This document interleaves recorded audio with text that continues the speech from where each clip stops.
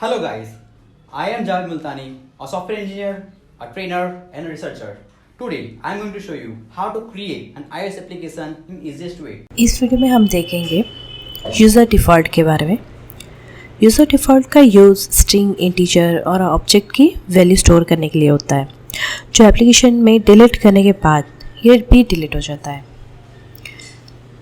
सो यहाँ पे हम मेन डॉट स्टोरी बोर्ड में जाएंगे और व्यू कंट्रोलर्स सीन में जाके व्यू कंट्रोलर में से व्यू में जाके हम देखेंगे। यहाँ पे हमने दो टेक्स्ट फील्ड ले लिया हुआ है, एक स्ट्रिंग वैल्यू के लिए और एक इंटीजर वैल्यू के लिए, और उसके बाद दो बटन हमने लिया हुआ है। एक बटन से हम वैल्यू को स्टोर करेंगे और दूसरे बटन से हम वैल्यू को फेच करेंगे। और उसके बाद हमने दो लेबल लिया हुआ है जिसमें हम फेच वैल्यू शो करेंगे। अब इसका IB आउटलेट और IB एक्शन हमने यहाँ पे ऑलरेडी सेट कर लिया हुआ है। अब हम देखेंगे, अब यहाँ पे हम व्यू कंट्रोलर में जाएंगे और जो हमने IB एक्शन लिया हुआ है बटन स्टोर के लिए, वहाँ पे जो फंक्शन, जो मेथड होती है वो पूरा हम समझेंगे। सो यहाँ पे हमने IB action function button store ले लिया हुआ है सेंडर के लिए, ठीक है। उसके बाद हम नीचे यहाँ पे लेट डिफ़ॉल्ट्स लेंगे। Let defaults equal to user default dot standard, ये हमने पूरा एक लेट ले लिया हुआ है और उसको हमें सेट करना रहता है। यहाँ पे हमने डिफ़ॉल्ट सेट कर लिया हुआ है और डिफ़ॉल्ट सेट करने में हमें कौन कौन सी वैल्यू मिलेगी वो हमें यहाँ पे ऑप्शन में शो हो रही है। जैसे कि आप देख रहे हैं कि हमें Boolean, double, float, integer, string, any, मतलब ये सारी हमें वैल्यूज़ यहाँ पे मिल सकती है। इसमें से जो भी वैल्यू हम सिलेक्ट करेंगे वो वैल्यू हमें यहाँ पे सेट में रख सकते हैं। सो यहाँ पे हमने डिफ़ॉल्ट डॉट सेट करके हमने एनी सिलेक्ट किया हुआ है जिसमें हम स्ट्रिंग की वैल्यू असाइन करेंगे। सो यहाँ पे self dot text fields str dot text हमने लिया हुआ है और 4 की में हम यहाँ पे str नेम ले लेंगे। उसी तरीके से जैसे हमने डिफ़ॉल्ट सेट किया हुआ है स्ट्रिंग के लिए, उसी तरीके से सेम हम यहाँ पे डिफ़ॉल्ट सेट करेंगे इंटीजर के लिए और यहाँ पे इंटीजर में वैल्यू पास करवाएंगे। सो यहाँ पे हम डिफ़ॉल्ट डॉट सेट, उसके बाद ब्रैकेट में हम लिखेंगे इंटीजर के लिए int और उसके ब्रैकेट में हम लिखेंगे self dot text field int dot text और 4 की में हम यहाँ पे इंटीजर ले लेंगे। सो इन int एज हमने ले लिया हुआ है। इतना करने से यूज़र डिफ़ॉल्ट में से जो टेक्स्ट फील्ड है स्ट्रिंग नेम str नेम जिसके 4 की में हमने लिया हुआ है वो वहाँ पे लेंगे और यहाँ पे नीचे जो हमने डिफ़ॉल्ट सेट किया हुआ था इंटीजर का, जो टेक्स्ट फील्ड में इंटीजर का हमने लिया हुआ है, वहाँ से int एज की वैल्यू वो लोग ले लेंगे। अभी उसी तरीके से सेम तरीके से जो ये हमने पूरा जो प्रोसेस किया है वो था बटन स्टोर, जो बटन है जिसमें हम वैल्यू स्टोर करेंगे उसके लिए। सेम उसी तरीके से हमने IB एक्शन बनाया हुआ है बटन फेच के लिए, जहाँ से हमें वैल्यू फेच करनी है। सो यहाँ पे हम दो लेट लेंगे। हमने यहाँ पे let default equal to user defaults dot standard हमने लिया हुआ है। उसके बाद हम यहाँ पे लेट str नेम के लिए एक और लेट लेंगे।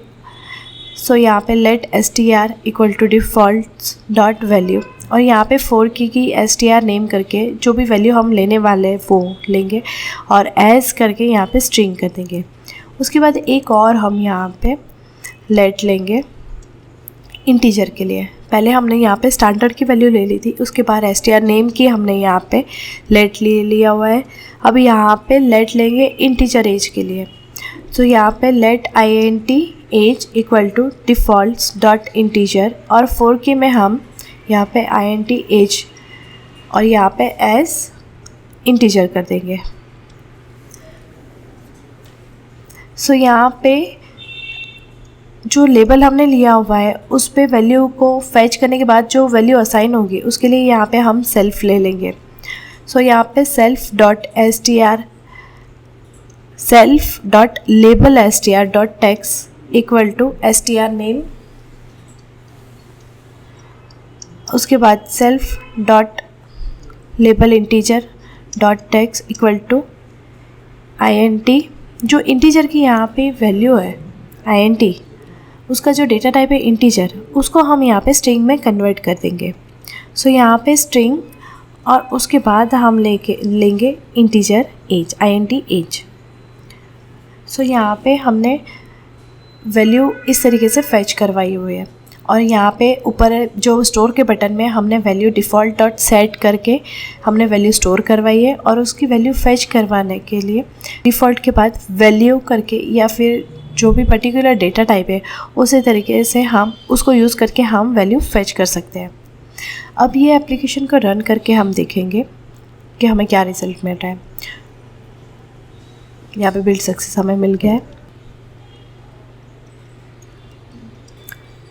आप देख सकते हैं कि स्क्रीन पे हमें ये string integer store in user. अब स्ट्रिंग में हम पहले वैल्यू डाल देंगे माई नेम इन टेस्टिंग। यहाँ पे स्ट्रिंग में हमने वैल्यू ले ली है माई नेम इन टेस्टिंग और इंटीजर में हम वैल्यू ले लेंगे 235।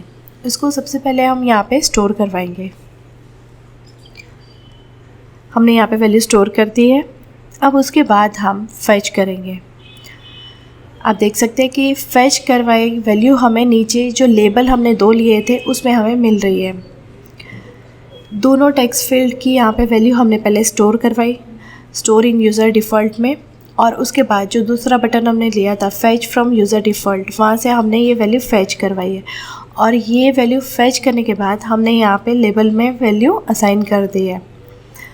सो आप देख सकते हैं कि यूज़र डिफ़ॉल्ट कैसे वर्क करता है। सो इसी तरीके से हम डिफरेंट टाइप की वैल्यू यहाँ स्टोर करके फैच करवा सकते। सो यहाँ पे बुलियन है, फिर फ्लोट है, वो सारी वैल्यू जो भी डेटा टाइप होती है वो डेटा टाइप की सारी वैल्यू हम यहाँ से स्टोर करके फैच करवा सकते हैं।